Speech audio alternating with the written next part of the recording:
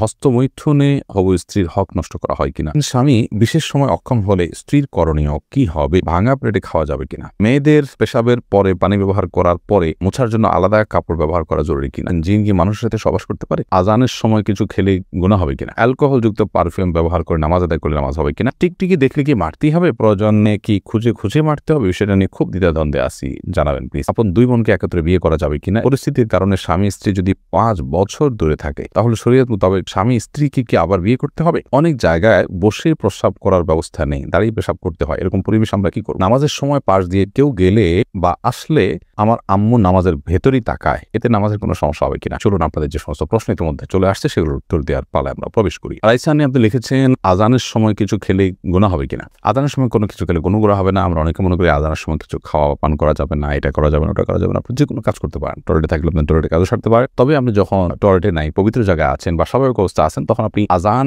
শুনলে আজানের জবাব দেওয়ার চেষ্টা করবেন। এটা হলো মূল কথা। খেতে গেলে খাওয়ার ফাঁকে ফাঁকে আপনি আজানের দেওয়ার চেষ্টা করবেন, কিন্তু আজান হলে কিছু খেতে পারবেন না এমন কোনো কথা নেই। এখানে বিষয় হলো জবাব দেওয়ার চেষ্টা করবেন যদি আপনি পবিত্র জায়গায় থাকেন। জুলেখা খাতুন আপনি লিখেছেন নতুন কোনো কাপড় পরে না ধুয়ে নামাজ পড়লে নামাজের কোনো ক্ষতি হবে কিনা। নতুন কোনো কাপড় পরলে সেটা ধুয়েই পড়তে হবে এমন কোনো বাধ্যবাধকতা নেই, কারণ নতুন কাপড় মানেই যে সেটা নাপাক, সেটাতে অপবিত্রতা আছে এমনটি নিশ্চিত নন আপনি, তাহলে এটি ধোয়াটা বাদ কেন হতে যাবে? তবে হ্যাঁ, আপনারা যদি নতুন কাপড় কেনার পর দেখলেন যে সেখানে কোনো নাপাক আছে, তাহলে ওই জায়গায় সেই নাপাকটা ধোয়াটাই হলো অবশ্য। অতএব শরীর দৃষ্টিকোণ থেকে নতুন কাপড় ধুয়ে পড়তে হবে এমন কোনো বাধ্যবাধকতা নেই। ফয়সাল আহমেদ আপনি লিখেছেন টিকটিকি দেখলে কি মারতেই হবে, প্রয়োজনে কি খুঁজে খুঁজে মারতে হবে, সেটা নিয়ে খুব দ্বিধাদ্বন্দ্বে আসি, জানাবেন প্লিজ। না, খুঁজে খুঁজেই আপনাকে মারতে হবে এমন কিছু কোনো বাধ্যবাধকতা নেই, বরং আপনার চোখে পড়েছে উপদ্রব করে আপনি মারবেন, কিন্তু এটার জন্য আপনি খুঁজে খুঁজে বেড়াবেন, এটার পিছিয়ে পিছিয়ে ঘুরে বেড়াবেন, আপনার অনুসন্ধান করে বেড়াবেন, এই কথা হাদিসে বলা হয়নি। প্রজাপতি নিয়ে রিয়ালি থেকে আপনি লিখেছেন ভাঙা প্লেটে খাওয়া যাবে কিনা। ভাঙা প্লেটে খাওয়া যাবে, কোনো অসুবিধা নেই। ভাঙা আয়নায় চেহারা দেখা যাবে, সেটাতে কোনো অসুবিধা নেই। আমরা অনেকে মনে করি ভাঙা প্লেটে খাওয়া যাবে না, ভাঙা আয়নায় চেহারা দেখা যাবে না, এটা নিছকই আমাদের সামাজিক কুসংস্কার।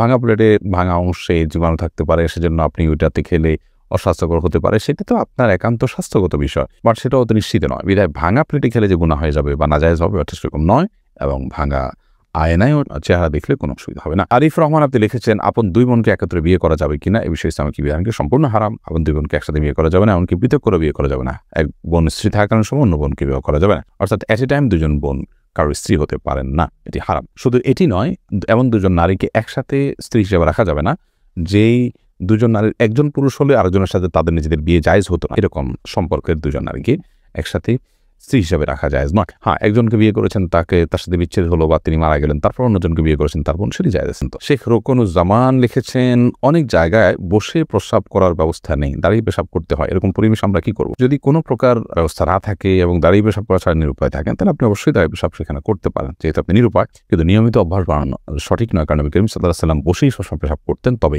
বিশেষ একবার তিনি দাঁড়িয়ে পেশাব করেছেন এবং সেটি কারণ ছিল এমন একটা জায়গায় তিনি গেছেন যেখানে ময়লা আবর্জনা চতুর্দিকে ফেলেছে মানুষ এবং সেখানে বসার মতো কোনো জায়গা ছিল না, সেজন্য তিনি সেখানে দাঁড়িয়ে পেশাব করেছে। তন্নি আইডি থেকে আপনি লিখেছেন নামাজের সময় পাশ দিয়ে কেউ গেলে বা আসলে আমার আম্মু নামাজের ভেতরই তাকায়, এতে নামাজের কোনো সমস্যা হবে কিনা। না, অবশ্যই তার দিকে তাকানো উচিত নয়, কারণ সালাতরত অবস্থায় কেউ যাচ্ছে তার দিকে আপনি তাকানোটা আপনার সালাতের যে খুশু এবং খুলদ তার বরখেলাফ হয়। বাট যেটি করা উচিত সেটি হলো নবী আলাইহিস সালাম বলেছেন, তোমার সালাতের সামনে যদি কেউ যায় তাহলে সেক্ষেত্রে তাকে বাধা দাও। কোনো কোনো বর্ণনা আছে তাকে তার সাথে লড়াইয়ে লিপ্ত হয়, কারণ সে শয়তান, কারণ সে তোমার মনোযোগকে নষ্ট করছে, তোমার সালাতের এরিয়ার মধ্যে এসে তোমার দৃষ্টিকে আকর্ষণ করে ফেলছে এবং মনোযোগে ব্যাঘাত সৃষ্টি করছে।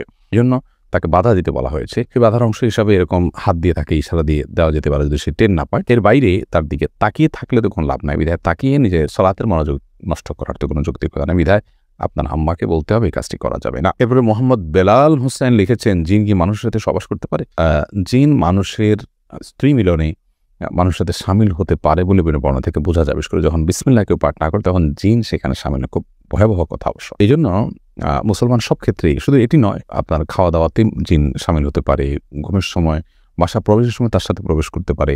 তো এই জন্য বাসা প্রবেশের সময়, খাওয়ার পান করার সময় এবং স্ত্রী মিলনের সময় সময়গুলোতে বিসমিল্লাহ বলতে হয়। বিসমিল্লাহ বললে শয়তান আর সেখানে অংশগ্রহণের কোনো সুযোগ পায় না। বিলকিস বেগম আপনি লিখেছেন মেয়েদের পেশাবের পরে পানি ব্যবহার করার পরে মোছার জন্য আলাদা কাপড় ব্যবহার করা জরুরি কিনা? না, আলাদা কাপড় ব্যবহার করা জরুরি না। পানি ব্যবহার করার পরে যদি নাপাক দূর হয়ে গেছে মনে হয় তাহলে সেটি যথেষ্ট, আলাদা করে কাপড় ব্যবহার করার প্রয়োজন নেই। মেহেদী হাসান মিনহাজ আপনি লিখেছেন, শীতকাল যখন আমরা ওয়াশরুমে মলমূত্র ত্যাগ করি তখন দেখা গেছে ওই মলমূত্রের থেকে জলীয় বাষ্প উপরে ওঠে এবং আমাদের গায়ে লাগে, এক্ষেত্রে করণীয় কি? দরকারি প্রশ্ন।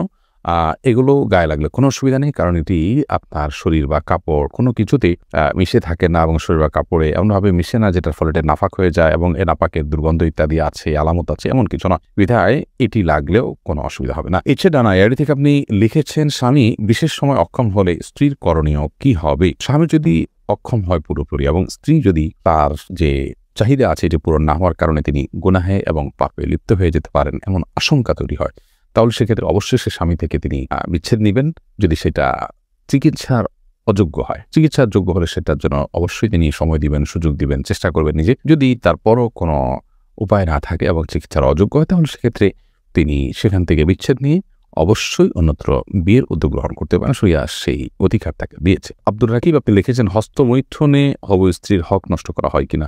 এটি আপনার স্বাস্থ্য নষ্ট হয়, আপনি নিজের হক নিজে নষ্ট করছেন, নিজের আমল নষ্ট করছেন এবং এর মাধ্যমে যদি আপনার যৌন শক্তি কমে যায় সেক্ষেত্রে আপনি স্ত্রীর হক নষ্ট করছেন, অবশ্যই সেজন্য এটি নাজায়েজ এবং গুনাহের কথা হারাম। মিনহাজউদ্দিন লিখেছেন, অ্যালকোহলযুক্ত পারফিউম ব্যবহার করে নামাজ আদায় করলে নামাজ হবে কিনা? জায়েজ হয়ে যাবে, বিশেষ করে যে অ্যালকোহল আমরা ব্যবহার করি, এখানে যে পারফিউম ব্যবহার করি এটা যে অ্যালকোহল থাকে এটা কেমিক্যাল, এটা খাবার মানে যেটা পানীয় অ্যালকোহল মদ সেটা না, এটা কেমিক্যাল মাত্র। তারপরেও সালাতের কিছুটা আগে ব্যবহার করলে বাষ্প হয়ে অ্যালকোহলটা উড়ে যাবে, তারপর সালাতে করবেন, সেটা সবচেয়ে সেফ এবং নিরাপদ। শিমুল আক্তার সুমি আপনি লিখেছেন, আমার ছোট 2টা মেয়ে আছে, ওরা যাতে ভয় না পায় এজন্য আমি টয়লেটের দরজা খুলে সব কাজ করি, এদিকে আমার কোনো গুনাহ হবে? আপনি টয়লেটে কাজ করেন, এদিকে দরজা খোলা না রাখলে তারা ভয় পাবে, তাহলে সেটা আপনি করতে পারেন, কোনো অসুবিধা নেই। ইভেন নজর ছাড়াও যদি আপনি দরজা খোলা রেখে কাজ করেন তাতে গুনাহ হবে ব্যাপারটা সেরকম না, কিন্তু এটি বিশেষ করে টয়লেটে যখন ঢুকবেন তখন বিসমিল্লাহ পড়ে ঢোকা, বের হওয়া যখন সময় বিসমিল্লাহ পড়ে বের হওয়া, দোয়া পড়ে বের হওয়া, এটি সুন্নাহ সম্মত। যদি না করেন তাহলে সেক্ষেত্রে শয়তান আপনার সাথে শামিল হয়ে যাবে। কিন্তু দরজা খোলা রাখলেই যে শয়তান প্রবেশ করে ফেলবে এমন নয়, তবে দরজা লাগিয়ে রাখা উচিত সচরাচর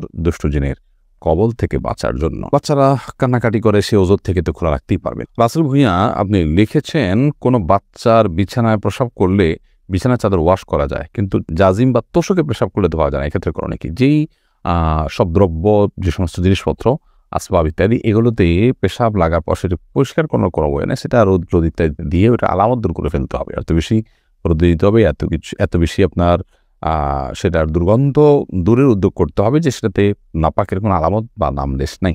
তো এর মাধ্যমে সেটি পাক হয়ে যাবে। বিশেষ করে ফ্লোর, ওয়াল, গাছ, এই টাইপের অনেক কিছুই আছে যেগুলোকে ওইভাবে আসলে ধোয়া সম্ভব হয় না। তো সেগুলোতে নাপাকের আলামত যেটি আছে সে দূর হয়ে গেলে সেটি ব্যবহার করা যাবে। আফরোজা খাতুন হাদুরি লিখেছেন, একজন তালাকপ্রাপ্তা নারী বিবাহ না করে বাকি জীবন কিভাবে পরিচালনা করা উচিত? তালাকপ্রাপ্তা নারী তিনি যদি বিবাহ না করলে তার কোনো পাপে লিপ্ত হওয়ার আশঙ্কা তৈরি না হয়, ধরুন অনেক বয়স হয়ে গেছে বা তার শরীরে সেরকম কোনো যৌন আকাঙ্ক্ষা তৈরি হয় না, তাহলে সেক্ষেত্রে তিনি বাকি জীবন বাবার বাড়িতে বা কোনো জায়গায় কাটাতে পারেন। তিনি নিজে উপার্জনের কোনো হালাল ওয়ে থাকলে পর্দার সাথে সেটি তিনি করতে পারেন এবং জিকির আজকার নির্বাদেও তিনি বাকি জীবন কাটাতে পারেন। কিন্তু বিবাহ করে যদি তিনি কাটান সেটা তার জন্য উত্তম, কারণ নবী রাসূলুল্লাহ সাল্লাল্লাহু আলাইহি ওয়াসাল্লাম বিবাহিত ছিলেন এবং ফিতনা থেকে বাঁচার জন্য এটি অনেক সময় প্রয়োজন হয়। আর যদি ফিতনা পতিতার আশঙ্কা থাকে কোনো রকম, তাহলে সেক্ষেত্রে একাকী তার জন্য থাকা যায়।